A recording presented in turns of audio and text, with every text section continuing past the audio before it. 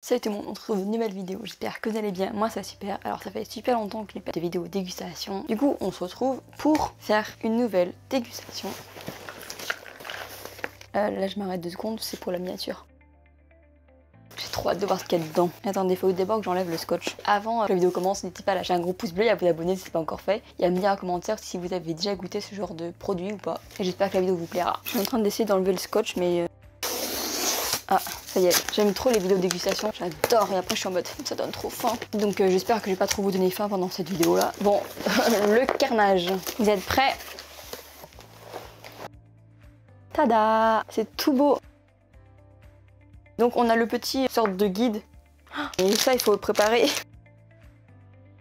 C'est la boisson du mois, Yuru Kokochi, yuzu et miel. Voici une boisson à la saveur typiquement japonaise. À base de yuzu et de miel, elle renferme du collagène ainsi qu'une quantité de vitamine C équivalente à celle de 10 citrons pressés. Le doux mariage de yuzu et du miel devrait faire plaisir à vos papilles. Il vous suffit de mélanger la poudre avec 150 ml d'eau ou d'eau chaude dans votre tasse pour la savourer. Vous pouvez également l'incorporer à du thé ou à du yaourt pour renforcer les bénéfices nutritionnels. En plus, j'adore le citron, donc c'est parfait. Je ferai ça tout à l'heure, enfin à la fin de la vidéo, du coup, restez jusqu'à la fin de la vidéo. Voilà, c'est la technique. Nous avons ceci.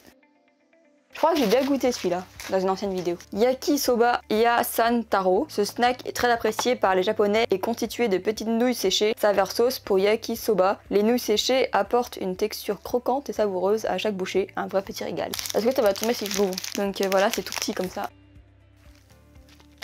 Moi j'aime bien. Il y a un arrière-goût quand même un peu sucré-salé, je sais pas, c'est étrange.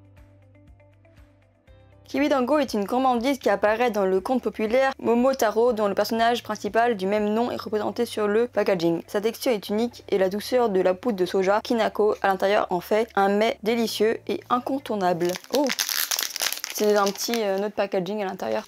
Ah bah, tout vient de glisser à l'instant, j'adore. Waouh, le goût est spécial. Je m'attendais pas à ça. Genre, on dirait un peu la texture des mochis. C'est sucré. Regardez ce que je viens de trouver.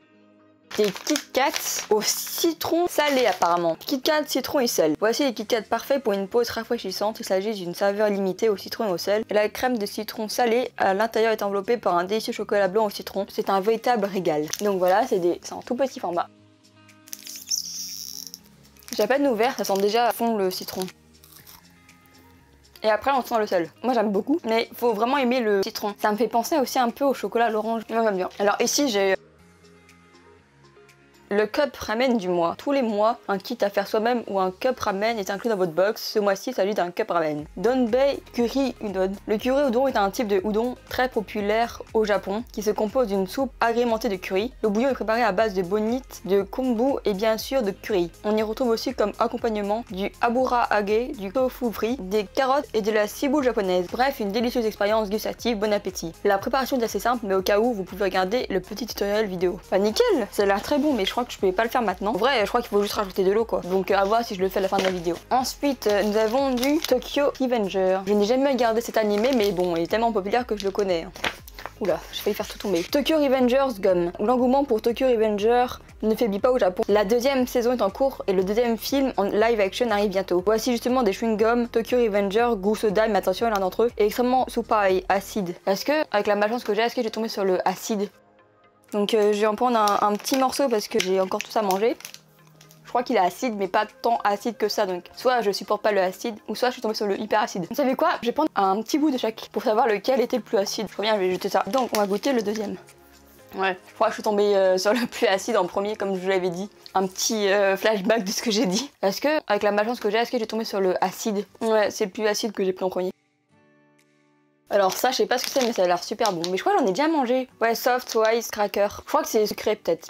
Mais je crois que j'en avais déjà mangé. Non, c'était pas ça.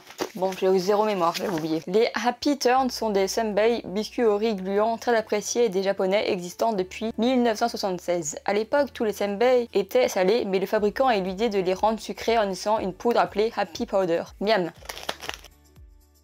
Alors il y a un goût très fort qu'on sent. Moi je trouve plutôt qu'on dirait du salé sucré, mais on sent plus le salé je trouve. C'est validé, j'aime trop. Alors ça va disparaître très rapidement après la vidéo. Alors, nous avons ceci.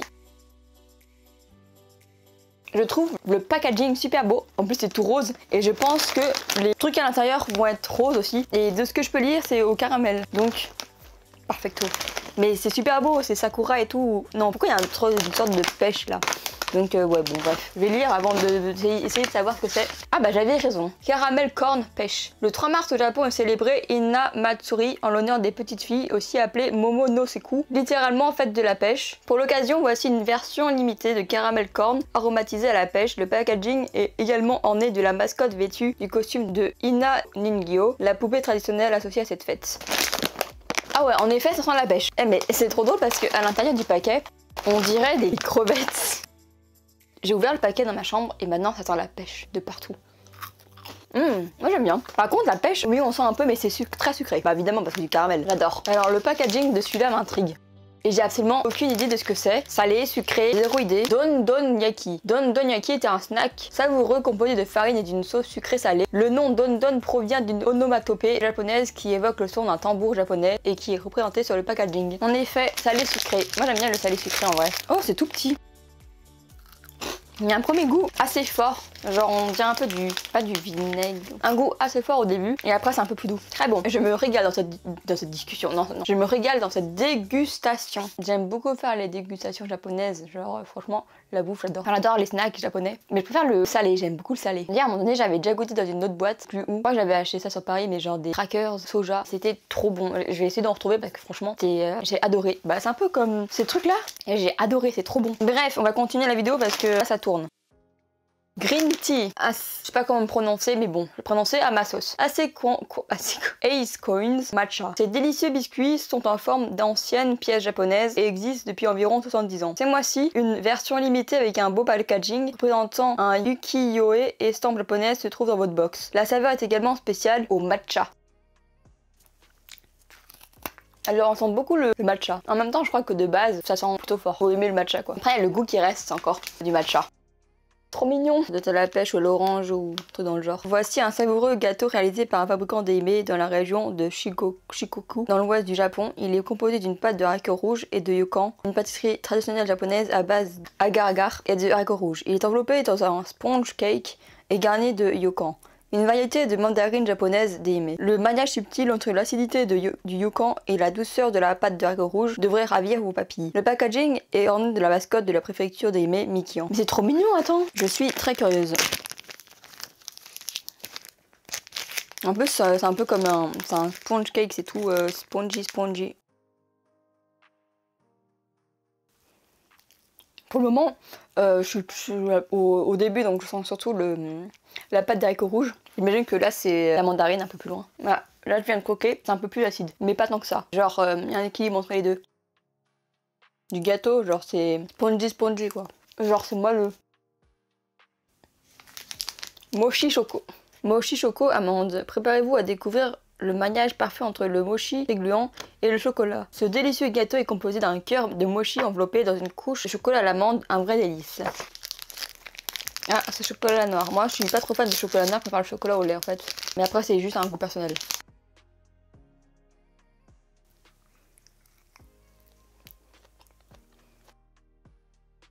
Mais oui, on sent bien un peu genre la pâte de riz. On dirait un peu une sorte de guimauve. C'est un peu effet guimauve quoi. Chocolaté. Très bon. Moi je pense que ça va être sucré. Mini Ina Harare. Les Ina Harare sont des petits biscuits au riz gluant recouverts de sucre qui sont consommés lors de la fête de Momo no Seku le 3 mars. Sur le packaging, on retrouve les poupées traditionnelles utilisées comme décoration pour l'occasion.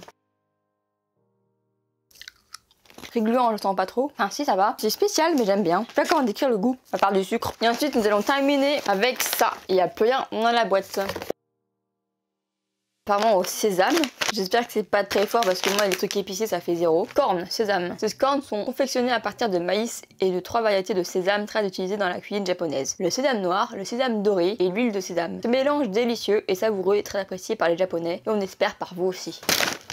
Alors dès l'ouverture, ça sent très fort, mais j'aime bien l'odeur.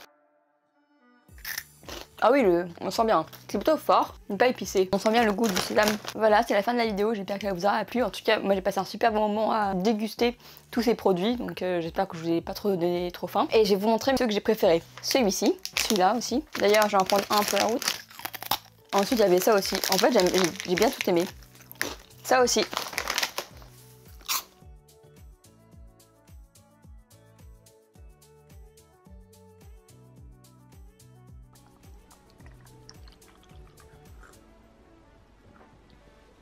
Ça sent bien le citron.